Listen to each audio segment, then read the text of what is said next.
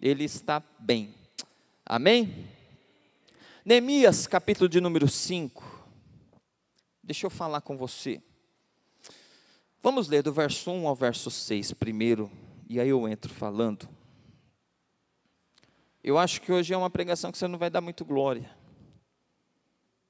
Mas fala alguma coisa, fala um ai, fala tá doendo. Para, Jesus. Boa coisa, ajuda a gente, né? A gente é movido a barulho, então ajuda a gente. Neemias capítulo 5, verso 1 em diante. Na verdade nós vamos falar do capítulo inteiro, mas eu vou começar lendo até o verso 6, até o verso 5, perdão. Depois a gente continua. Eu vou ler aqui hoje, eu mudei a versão, esqueci de avisar vocês, tá? Eu vou ler aqui na minha versão, na Almeida Corrigida Fiel, é ACF. Mas se você quiser deixar NAA, é a diferença, só para justificar que a leitura que eu vou fazer não é a mesma. Mas vocês são rápidos aí, né? Glória a Deus. O Diogo também não está bem, né? Diogo, lembrar de orar pelo Diogo, também tinha esquecido, ele também não está bem. De última hora pediu para substituir ele, que ele estava com tosse, não estava bom. Diz assim a palavra do Senhor, Neemias capítulo 5.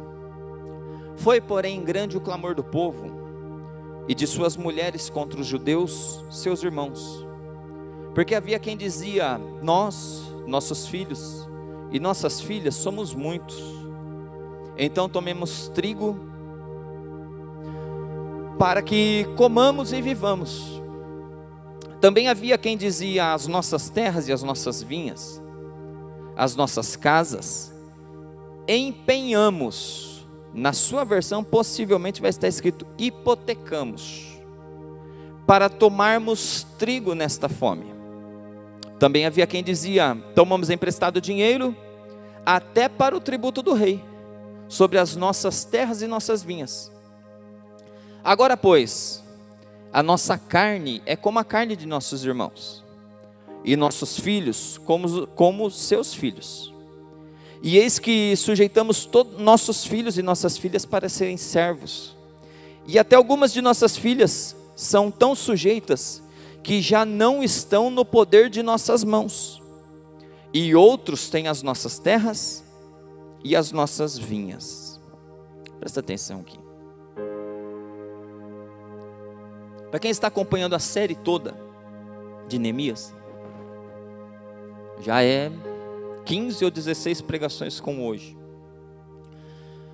Nós paramos por 10 semanas no capítulo 3. Nós vimos tudo que foi reconstruído no capítulo 3. Os muros, as portas, falamos de porta por porta, seu significado, sua simbologia. Quem reconstruiu, alguns detalhes, algumas curiosidades que tem aplicação prática para a nossa vida. E a semana passada nós tínhamos acabado, na semana retrasada, na verdade na outra, né? A retrasada eu não estive presente, o pastor Edivaldo pregou, mas na outra nós tínhamos acabado as portas, não, na semana retrasada mesmo. Acabamos as portas e a semana passada entramos na sequência, capítulo 4.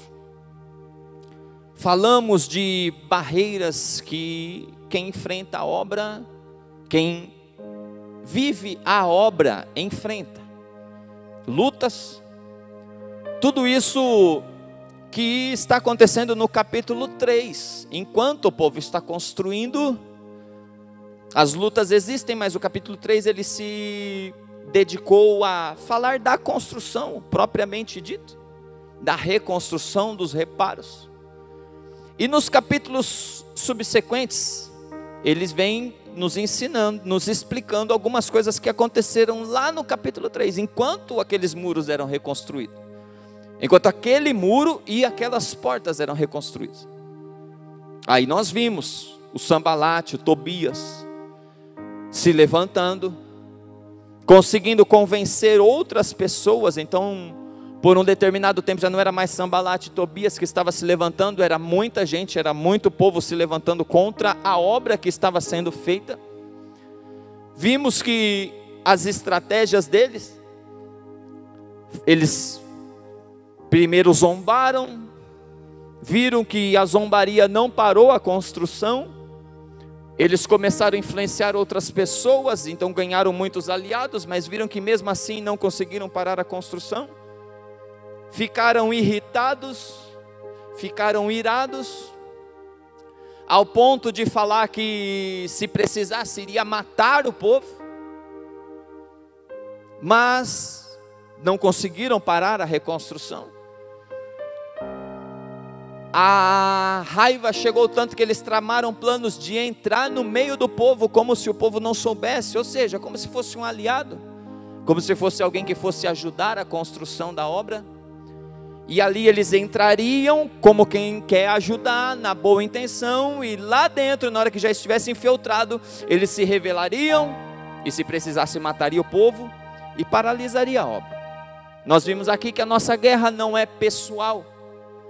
Mesmo que eles queriam matar o povo, não era pessoal com o povo. O propósito de matar o povo era paralisar a obra. Eles estavam dispostos a fazer o que fosse necessário para paralisar a obra, mesmo que para isso fosse necessário matar o povo.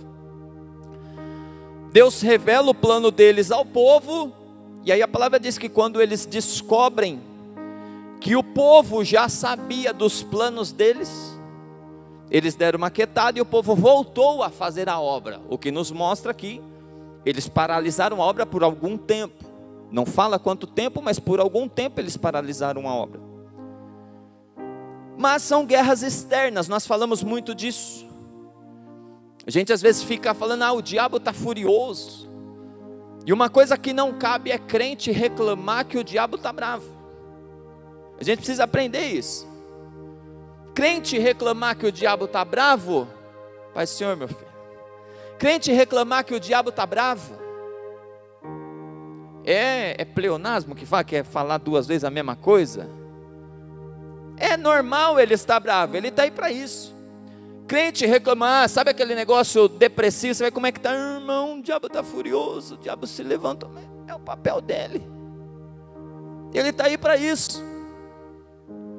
É o papel dele, e a partir do momento que nós nos dispomos a fazer a obra, ele vai se levantar. E posso te falar uma coisa, se o diabo não está se levantando contra a sua vida, começa a dar uma olhada na obra que você está fazendo.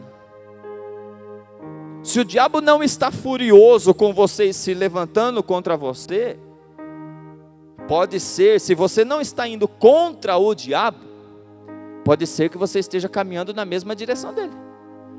Porque ou eu caminho na mesma direção, ou eu vou contra. Se o que está fazendo você, se a sua caminhada não está te levando contra o diabo, é perigoso que esteja caminhando na mesma direção. Então assim, é normal na vida do cristão o diabo se levantar. A partir de hoje, quando você vê que o diabo está se levantando, dê glória a Deus, fala, não, é sinal que eu estou na direção contrária a ele. Sinal que eu estou na direção oposta dele. Só que aí a gente chega no capítulo 5. No capítulo 4, guerras externas, lutas, o diabo levantando inimigos que vêm para paralisar a obra. Só que a gente chega no capítulo 5 e agora essas lutas passam a ser internas. No capítulo 5 não tem Sambalate. No capítulo 5 não tem Tobias. Eles voltam a aparecer depois, no decorrer do livro, mas no capítulo 5 não tem Sambalate. Não tem Tobias, não tem os Amonitas, não tem os Aruítas, não tem toda essa galera que se levantou no capítulo 4. No capítulo 5 nós temos irmãos lutando contra irmãos. No capítulo 5 nós temos o próprio povo se levantando contra o próprio povo. Vamos mastigar? No capítulo 5 nós temos crente contra crente. Nós temos, vamos exemplificar aqui, nós temos departamento contra departamento, igreja contra igreja. Por quê? Se você vê a história, quando chega no capítulo 5, isso aconteceu durante a construção do capítulo 2, do capítulo 3. No capítulo 5 você vai ver que eles chegam em Neemias e reclamam. Eu li esses primeiros 5 versos, que é a reclamação do povo para Neemias. Interessante você observar que foi porém grande o clamor do povo e de suas mulheres. As mulheres geralmente têm mais coragem de gritar por socorro. As mulheres pensam que eu ia falar mal das mulheres, que geralmente eu brinco. Não, mas elas têm mais coragem de gritar por socorro. O homem geralmente é mais fechado, tenta ser o forte, tenta ser aquilo. Eles chegam em Neemias e vão gritar por socorro. Por quê? Pensa comigo. Existe uma crise agora dentro do povo que está construindo a obra, que eu quero criar esse plano de fundo com você, que você acompanhe o meu raciocínio. Aos estudiosos, a obra demorou quantos dias? Me lembra? A reconstrução do muro com as portas levou quantos dias? Alguém lembra assim de cabeça?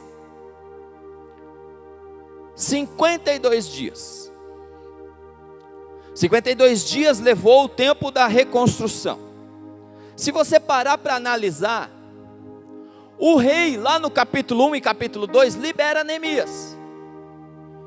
Ele libera Neemias, ele dá para Neemias os utensílios para a reconstrução, que seriam as pedras, as madeiras para as portas, as coisas. No nosso dia de hoje aqui, para nós hoje seria os tijolos, cimento, cal.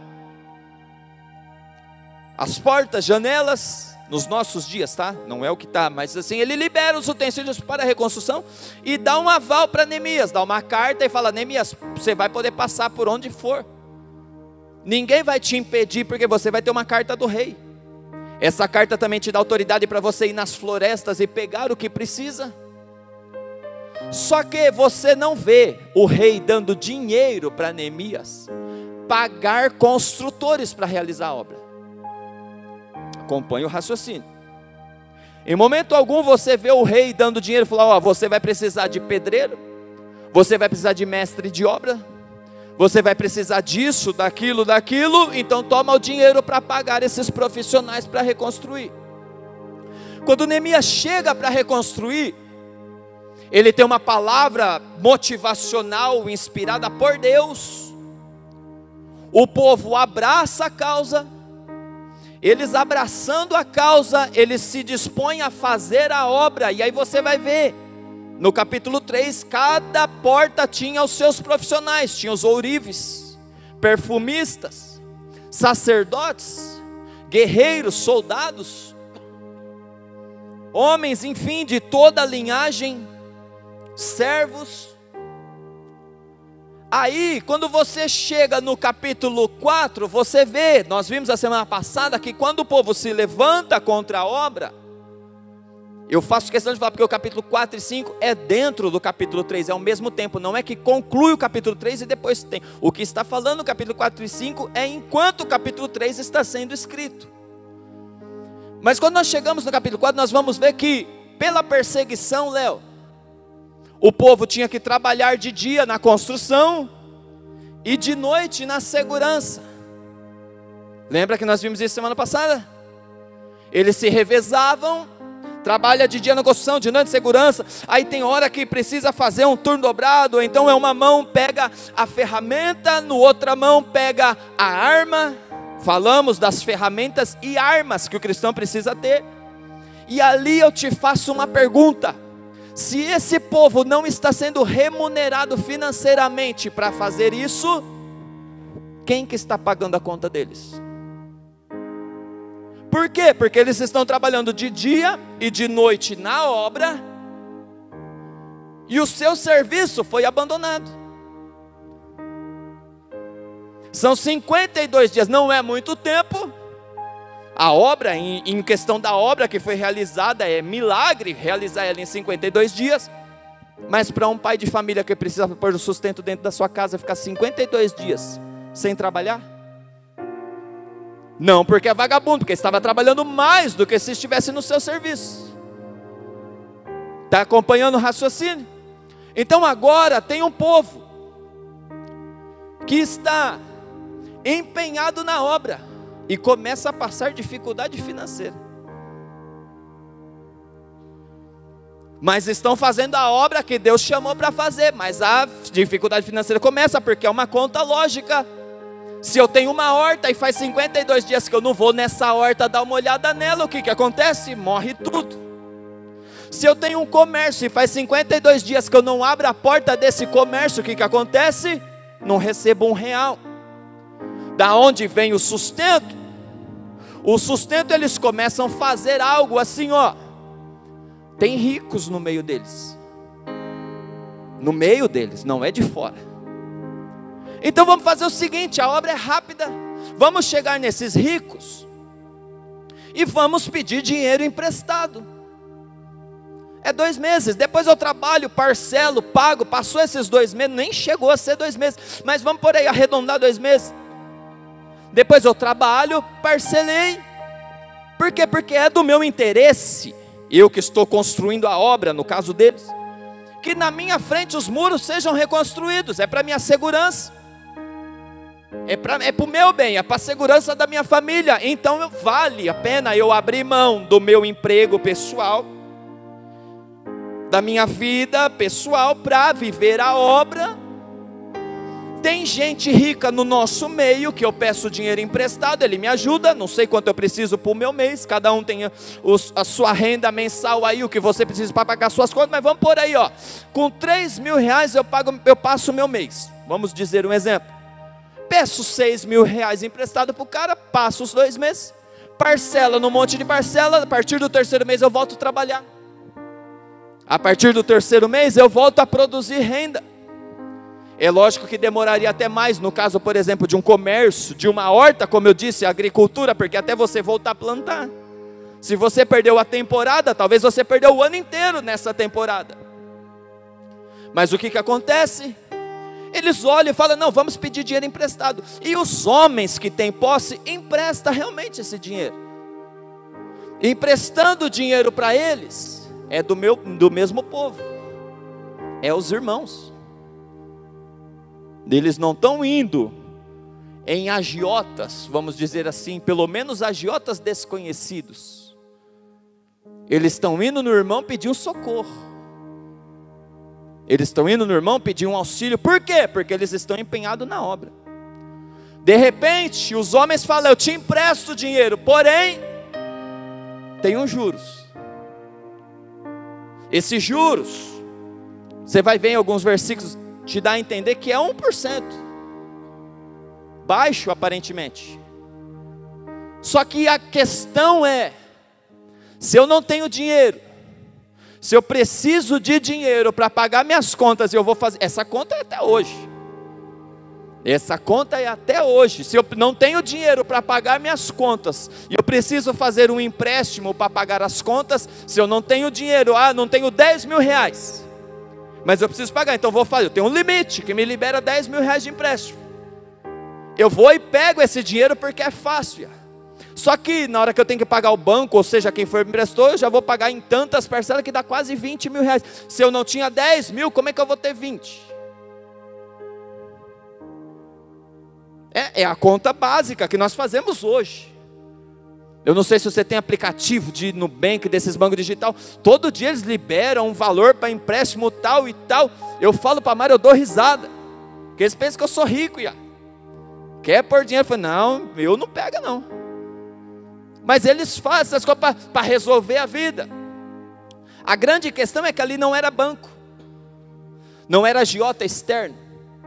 E a Bíblia na lei, lá em Êxodo e em Levítico, falava que se você vai emprestar para o seu irmão, você não pode colocar juros. Amém? Amém? Eu falei que você não ia dar muito glória hoje. Aí, pede o dinheiro emprestado. Como que era o costume na época, quando se precisava? Você vê muito isso no capítulo 5 de Neemias. Mas essa história é muito mais linda na época de José. Quando José foi governador do Egito, ele passa pelos 7 anos de vacas gordas, de fartura, enche os seus celeiros, sabendo que viria, porque Deus mostrou para ele. Passa os 7 anos de vacas magras, quando o celeiro está cheio, ele começa a vender tanto para o Egito quanto para fora. Só que o pessoal de fora, 7 anos, não aguentou 7 anos de crise. Vamos trazer para nós hoje, tipo a pandemia, o que nós vivemos há poucos anos atrás. reserva de emergência, todo mundo ensinando sobre educação financeira. Você tem que ter pelo menos 6 meses de reserva de emergência. O que é? Seu gasto mensal, pelo menos vezes 6 guardado em algum lugar seguro. Aí entra uma pandemia, dura quase 2 anos. Salva os primeiros meses, mas não é suficiente. É mais ou menos o que José está vivendo. Ele está com a fartura, porque Deus revelou a ele. Mas você vai ver a história de José, que depois que passou os 7 anos, tudo a redondeza era do Egito. Por quê? Porque agora eu chego no Egito, porque só no Egito tem comida. E aí eu tenho dinheiro nos primeiros meses, então eu vou e compro comida. Mas a fome continuou nos outros lugares. Então eu vou no Egito e volto, mas agora meu dinheiro já acabou, mas eu preciso de comida. Então José fala: mas se você quiser fazer o seguinte, vamos fazer, pega a sua terra, vende para o Egito, a gente avalia quanto que vale, te dá esse valor em alimento e você vai. Agora o que acontece? O povo não tem mais dinheiro e o povo não tem mais terra, porque o Egito comprou a terra com o estoque que José fez dos seus celeiros. A grande questão é, a fome continua, e agora o povo não tem dinheiro e não tem mais posse. Eles chegam no Egito e falam: eu preciso comer, eu vou morrer de fome. O Egito olha para o povo e fala: tudo bem, mas então a partir de agora nós já compramos sua terra, já pegamos seu dinheiro, então a partir de agora nós estamos te comprando. O que isso significa? Você passa a ser pertencente ao Egito, escravo do Egito. Em troca disso eu te dou o alimento. Ok. Quando José venceu os 7 anos de vaca gorda, o povo era do Egito, as terras eram do Egito, o dinheiro estava na mão do Egito. É o que esse povo, a diferença de José é que ele estava fazendo com o povo estrangeiro, não era com o povo dele. O que está acontecendo aqui agora é que os irmãos estão fazendo a mesma coisa. O povo chega em Neemias e fala: Neemias, os nossos irmãos, nós precisamos de dinheiro emprestado dos nossos irmãos. Eles emprestaram dinheiro para nós. Agora na hora de pagar estão cobrando um juro que a gente não tem condição de pagar esses juros. Nós não estamos com dinheiro nem para comer. Nós não estamos com dinheiro nem para pagar o imposto do rei. Porque lembra que o rei liberou, não quer dizer que ele estava abraçando a causa, ele só deixou Neemias de fazer. Desde que não desse prejuízo para ele, faz a obra. Então ele fala: agora a gente precisa de dinheiro para comer, a gente precisa de dinheiro para pagar o imposto do rei. Agora eu já preciso de dinheiro para pagar o meu irmão, que eu emprestei dinheiro dele. E o detalhe, até as nossas casas já foram hipotecadas. O que é? Emprestou dinheiro, coloca a casa como garantia. Se eu não tiver dinheiro para pagar, você toma a minha casa. Os nossos filhos, está do verso 1 ao 5 que nós lemos, os nossos filhos também já estão vendidos como escravos. Inclusive algumas filhas nossas já estão sob posse deles. Eles já extorquiram a gente colocando um juro, onde a lei fala para não pôr. Estão pegando a nossa família como escravo. Nós vamos perder as nossas casas e vamos entregar tudo a ele. O detalhe, Neemias, a gente ainda está com fome. Se fizesse tudo isso, mas matasse, a gente continua com fome. A gente precisa se levantar. Eles vêm com todas essas questões para Neemias. Aí quando você chega no verso 6, você vai ver Neemias falando: ouvindo eu, pois o seu clamor e estas palavras, muito me indignei. Neemias fica irado. Ele tem uma situação, e você precisa entender o que é a obra de Deus, porque tudo isso é enquanto tem um muro sendo construído, tudo isso enquanto tem porta sendo construída, tudo isso enquanto tem um Sambalate se levantando contra o povo, tudo ao mesmo tempo vai acontecendo enquanto está fazendo a obra. Agora ele olha e ele fica muito irado. Ouvindo eu, pois, o seu clamor e estas palavras, muito me indignei. Ele fica indignado, irado. De repente, o que acontece? Verso 7 fala: e considerei comigo mesmo no meu coração. Primeira coisa, eu coloquei o tema hoje, aprendendo a lidar com as injustiças, lidando com as injustiças, porque não era justo o que eles estavam vivendo. Quando eles chegam em Neemias, o líder deles, e pede por socorro, Neemias fica irado. Pastor, mas é pecado irar? Não. Sabia que não? A palavra fala, irai-vos, mas não pequeis. Ou seja, a ira é propriamente dita, não, a questão é o que você faz com ela. Você deixa ela te dominar? Neemias, ele fica irado, mas o verso 7, o começo fala, e considerei comigo mesmo meu coração. Acontece, ele ficou sabendo da situação, de repente ele fica irado com a situação e ele se fecha. Vai pensar, vai refletir. O problema é que nós, quando ficamos irados, saímos dando patada em todo mundo. Essa é a questão. O problema é que a gente, quando fica irado, vem com aquele negócio, eu falo mesmo e não estou nem aí. Essa é a questão. Não, eu falo e tem que aguentar mesmo. Aqui assim, bateu, levou, falou, levou e não estou nem aí. Essa é a grande questão. Neemias, ele fica irado e ele se fecha. Vai pensar consigo mesmo, e considerei comigo mesmo no meu coração. Depois, estou irado, não vou falar nada na ira.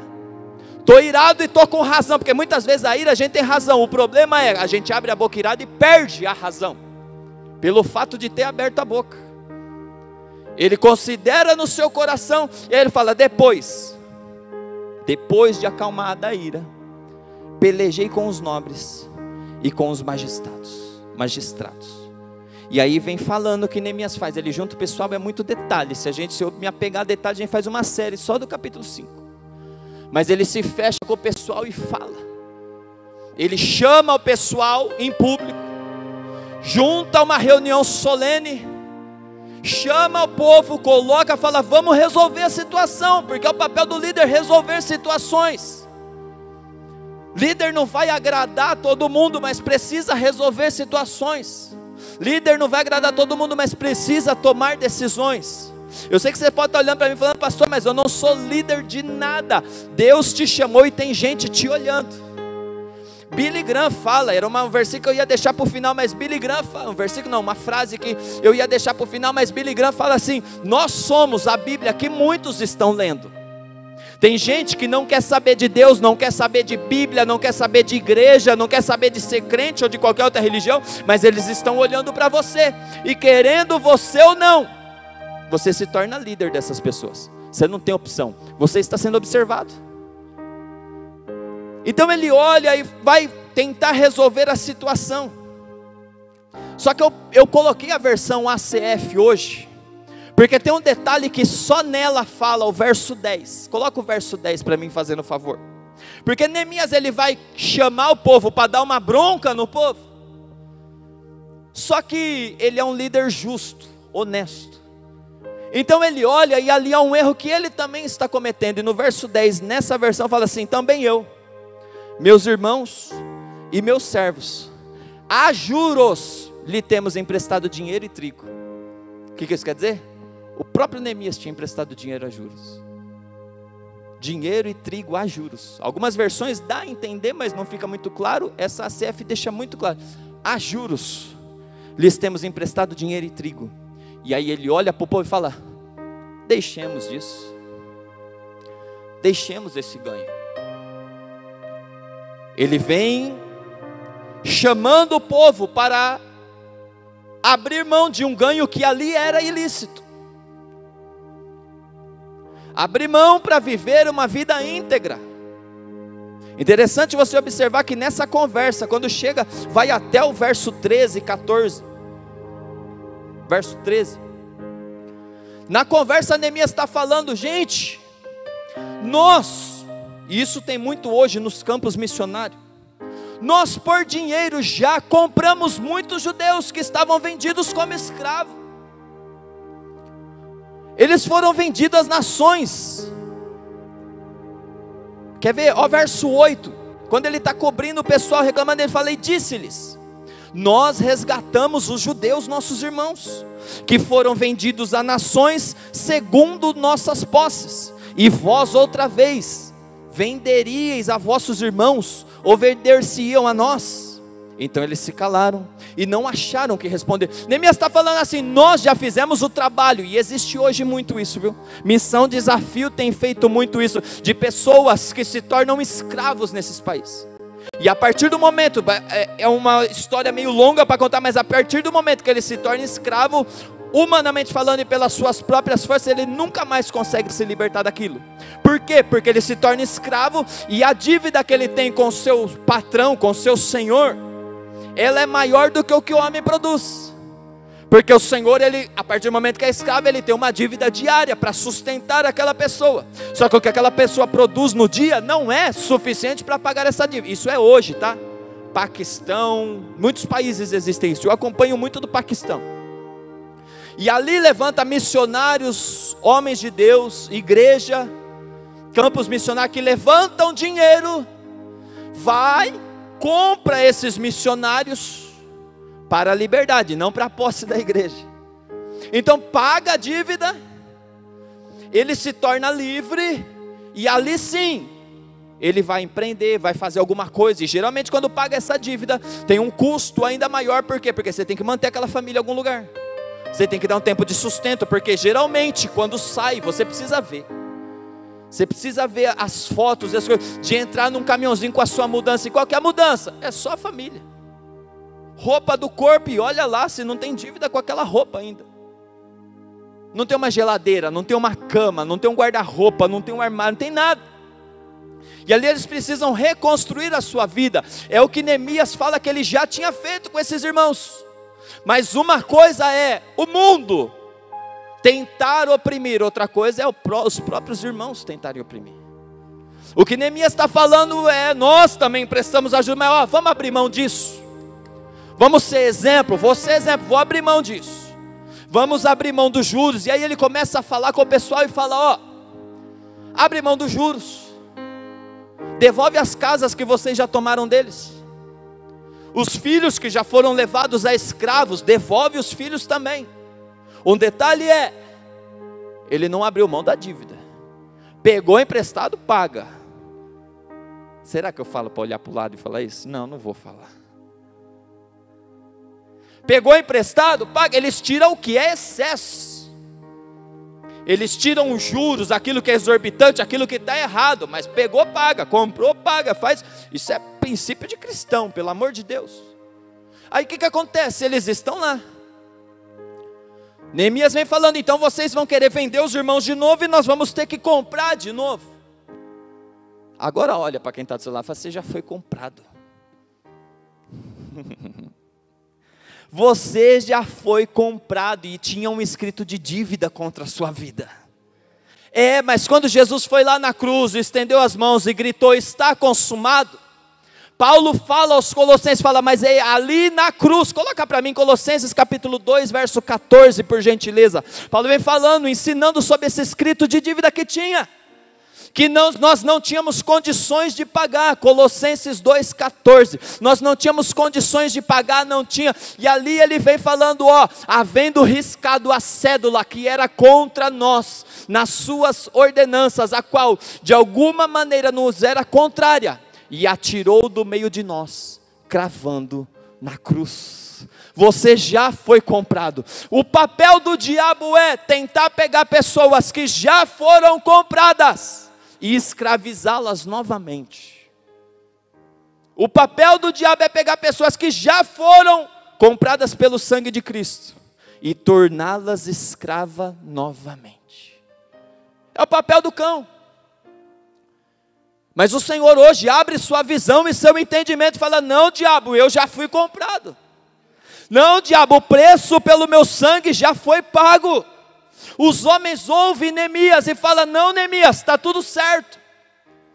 Eu vou abrir mão dos juros, vou abrir mão, vou devolver os escravos, vou devolver as terras, vou devolver as posses, vou devolver as casas, vou parar de cobrar os juros, vou parar de cobrar tudo isso, fica tranquilo.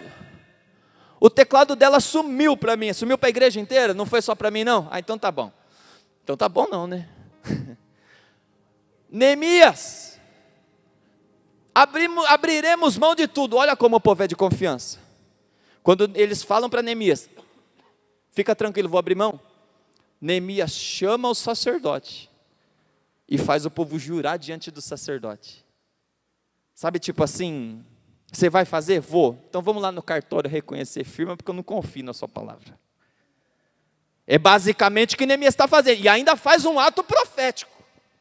O que nós chamamos hoje de ato profético. Porque ele pega a sua capa, balança, para arrancar a poeira da sua capa e fala: assim faça Deus com vocês, caso vocês não cumpram o que estão falando. Que Deus balance e arranque vocês de meio do seu povo. O povo fala: amém, Neemias. Amém, amém. Só que a palavra diz: e o povo cumpriu o que Neemias falou. Linda a história. Quando você chega no verso 14 em diante, você vê um exemplo lindo de Neemias. Vamos ler. Também desde o dia,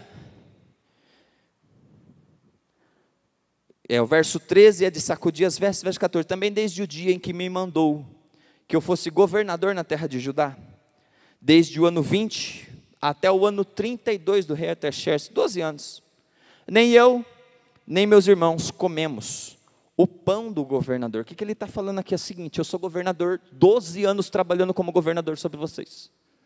Como governador eu tenho direito a um salário. E está tudo certo, eu não estou lesando ninguém. Eu não estou extorquindo ninguém, eu não estou roubando ninguém. É meu por direito porque eu sou governador, 12 anos. Ele falando: eu abri mão desse salário. Por quê? Nem eu, nem meus irmãos comemos o pão do governador. Verso 15. Mas os primeiros governadores que foram antes de mim oprimiram o povo e tomaram-lhe pão e vinho, e além disso 40 ciclos de prata, como também os seus servos dominavam sobre o povo. Porém eu assim não fiz, por causa do temor de Deus. Ele está olhando e fala: antes de mim veio homens que recebeu o que era de direito, e além de receber o que era de direito, extorquiu o povo, roubou, cobrou além da conta. Eu vim no intuito de reconstruir. Então faz 12 anos que sou governador, está tudo certo, é direito receber essa, mas eu abri mão. Por quê? Porque eu vi o povo ruim, e eu vi o povo não tinha dificuldade. Mas ele finaliza o verso 15 dizendo: por causa do temor de Deus. Aí verso 16: como também na obra deste muro fiz reparação, e terra nenhuma compramos. Ele está falando: eu sou um líder, um governador que fui chamado para servir vocês. Vocês estão reconstruindo, vocês estão ganhando, vocês estão tomando passo, mas eu abri mão. Cadê o verso? E terra nenhuma compramos, parte B do verso 16. E todos os meus servos se ajuntaram ali à obra. Também dos judeus e dos magistrados, 150 homens. E os que vinham a nós, dentre as nações que estão ao redor de nós, se punham à minha mesa. Ele está falando: eu vim, abri mão do meu salário, trabalhei, não mandei vocês trabalhar, trabalhei, peguei 150 homens que não tinha comida, trouxe à minha mesa, alimentei eles durante todo esse tempo do dinheiro que ele já tinha guardado. Verso 18: e o que se preparava para cada dia era um boi, 6 ovelhas escolhidas. Também as aves se me preparavam, e de 10 em 10 dias, muito vinho de todas as espécies. E aí ele fala, que ele está citando o gasto que ele teve com o povo. E de repente ele cita o gasto, aí ele conclui dizendo: nem por isso exigi o pão do governador. E ali ele conclui o verso 18 dizendo: porquanto a servidão desse povo era grande. Lembra a frase que eu te falei de Billy Graham? Nós somos a Bíblia que muitos estão lendo. A gente prega mais pelo exemplo do que pelas palavras. Se a gente tirar dinheiro aqui, a grande questão é: existe um mundo olhando para você. Talvez nós estamos olhando e queremos ganhar nos argumentos, e talvez é hora da igreja baixar os argumentos, tentar convencer menos com palavra. Foi Santo Agostinho, se não me falha a memória, ele diz: pregue, e se precisar, use palavras. Prega, mas antes de usar a palavra, prega como? Exemplo. Existe gente olhando para você, existe gente te vendo. Nós somos a Bíblia que esse povo está vendo. Neemias está olhando e ele está falando assim: eu servi o povo, e não esperei nada em troca do povo. Liderança é isso, é servir e não esperar nada em troca de quem você está servindo. Por quê? Porque Deus vai te chamar e vai colocar um povo na sua mão, seja departamento, seja família, seja amigo, seja na empresa, seja na escola, na faculdade. E desse povo vai ter gente que vai te honrar, vai te amar, vai servir, mas vai ter gente também que vai te trair, vai ter gente que vai te decepcionar, vai ter gente que vai meter o pé, você vai se gastar por essa pessoa, e na hora que você menos espera, a pessoa vai te decepcionar, vai te deixar frustrado e vai embora. E faz parte do ministério, faz parte do processo. O que Neemias está falando, eu servi pessoas pelo meu temor a Deus. Porque se eu servir pessoas simplesmente pelas pessoas, eu vou me decepcionar e vou meter o pé. Se eu servir pessoas simplesmente pelo amor a pessoas, eu vou abrir mão e não vou aguentar. Eu vou entrar em depressão, eu vou entrar em síndrome do pânico, eu não vou aguentar. Por quê? Porque o ser humano é falho. Aleluia, ou glória, aí não, né?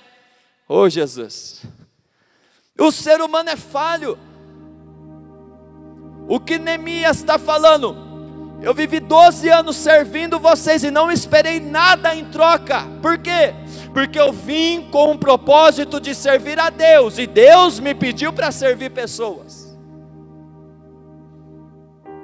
Porque se eu servir pessoas com o propósito simplesmente de servir pessoas, quando alguém me decepcionar, eu não suporto,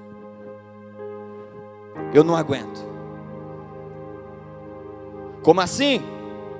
Ele finaliza o verso 19, que é do capítulo 5, dizendo: lembra-te de mim, para bem, ó meu Deus, e de tudo quanto eu fiz para o povo.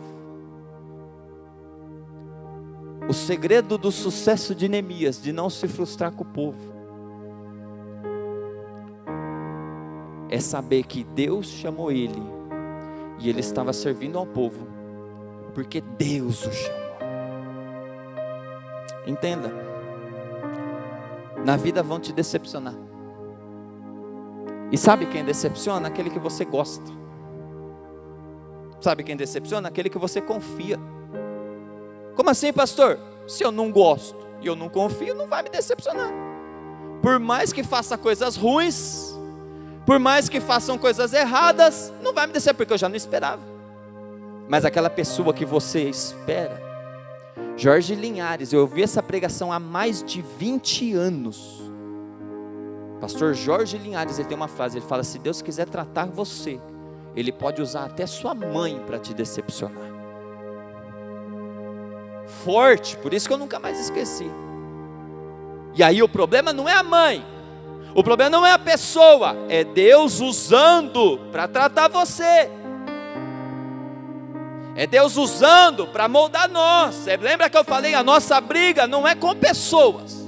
Mesmo que pessoas se levantem contra nós, a nossa briga não é com pessoas. Porque o inimigo usa pessoas para se levantar contra nós, para paralisar a obra. A questão é inimigo e obra. Nós e pessoas estamos nesse meio. A guerra é inimigo e obra. Nós e as demais pessoas estamos no meio disso. Então existe uma causa maior dessas guerras que nós precisamos entender. Assim nós não vamos nos decepcionar com quem nos magoar.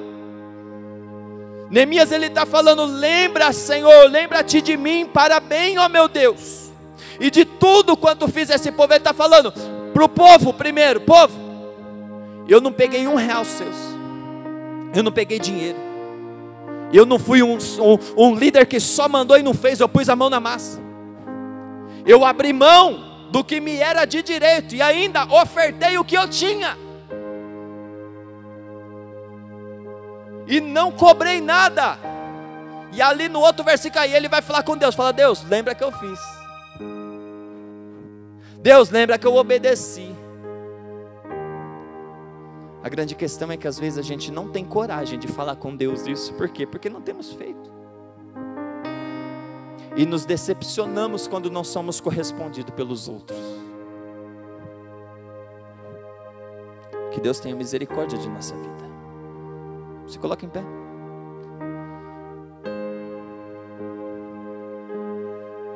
povo estava enfrentando uma injustiça, foi atrás de Neemias. Neemias arrasta o povo com seu exemplo. Que você saia daqui hoje pregando o evangelho aonde você estiver. E se for necessário, use palavras. Às vezes não vai ser. Porque quem olhar para mim tem que ver Cristo em mim. Pessoas às vezes não lê Bíblia, não tem acesso. Esse crente às vezes não lê Bíblia. Imagina o povo que não vem para a igreja, não quer. Às vezes se dizem ateu ou falam, não quer saber. Ok? Só que quando eles olham para nós, eles têm que ver a Bíblia em nós. Eles têm que ver Deus em nós. Fecha seus olhos. Existem algumas pessoas aqui nessa história de hoje. Pessoas que estavam sofrendo injustiça. Talvez você pode ao se colocar na história, achar que, não, eu sou uma pessoa que está sofrendo injustiça. Eu fiz e me lesaram, passaram a perna em mim. Talvez você é a pessoa que está cobrando de alguém o que não é devido. A gente não é criança, nós não estamos dando aula para criança, a gente sabe o que é certo e o que é errado. A gente sabe se o dinheiro que nós recebemos é lícito ou não. A gente sabe se nós estamos sendo generosos ou não. Nós sabemos se nós estamos andando na linha ou não.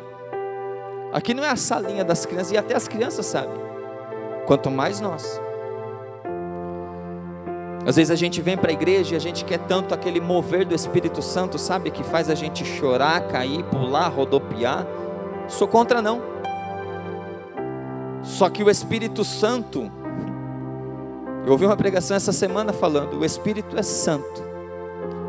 Então para ele vir em mim, o que eu preciso ser? Não faz sentido a gente andar errado e querer ser cheio do Espírito Santo. A gente andar segundo os nossos próprios interesses, egoísmo, nossas próprias vontades e querer ser cheio do Espírito Santo.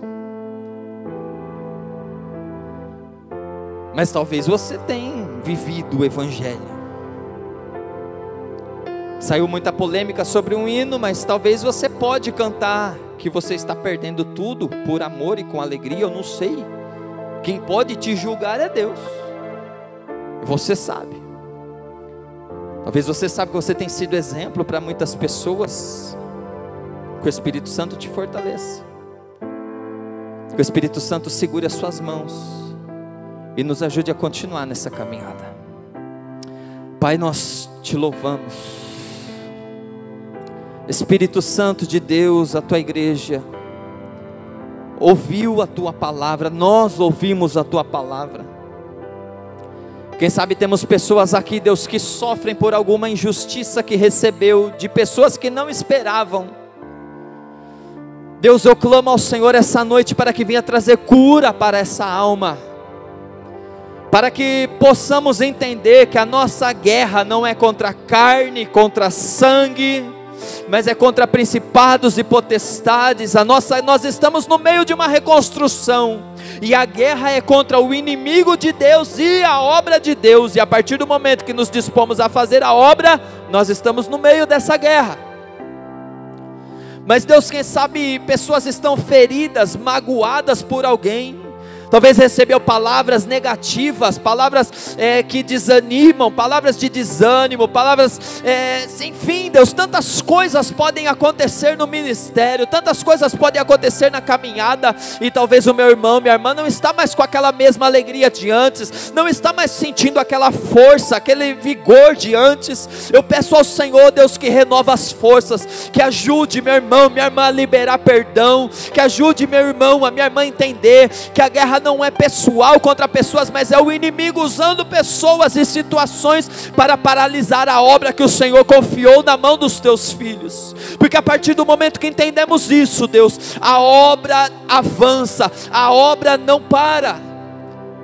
Pai, eu oro, Deus amado, para que possamos ser exemplos, para que tenhamos coragem, meu Deus amado, de obedecer a Tua palavra, porque eu sei que é uma palavra dura, é uma palavra difícil, que às vezes nos tira o sono se nós meditarmos nela.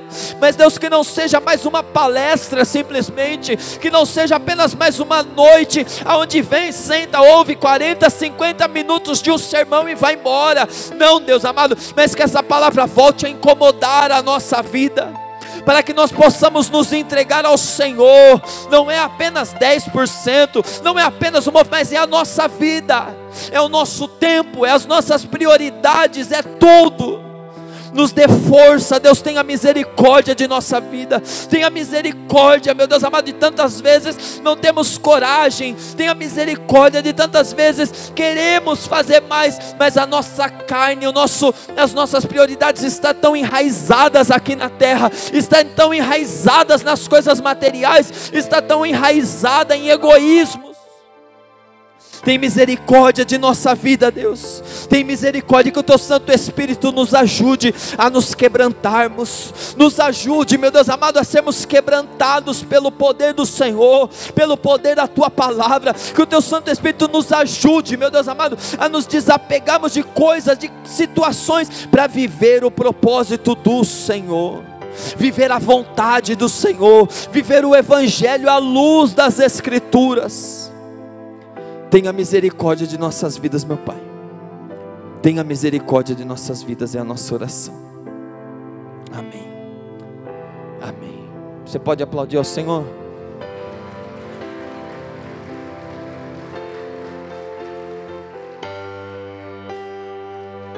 Amém, igreja? Pesado, né? Imagina para mim. Que Deus tenha misericórdia de nós e nos ajude a ser crente de verdade, não de religião, mas de verdade, à luz da Bíblia, das Escrituras. Amém? Deus abençoe a sua vida. Lembrando, não temos o caldinho no sábado, mas teremos no domingo depois do culto. Você que encomendou, está tudo certo. Você que não encomendou e quer, me procura. Ou se não procura hoje, vai ver com a família, vai ver se alguém quer, depois procura a gente no WhatsApp, eu, a Elis, a Mayra, o povo, e está tudo certo. Amém? E põe na sua agenda, não esse sábado, o outro, Congresso dos Jovens. Faça assim com as suas mãos, curva a sua cabeça, com o grande amor de Deus Pai, a graça do nosso Senhor e Salvador Jesus Cristo, as consolações e a comunhão do Espírito Santo de Deus, seja com toda a amada igreja. E você diz: e se Deus é por nós, se Deus é por nós, mas se Deus é por nós,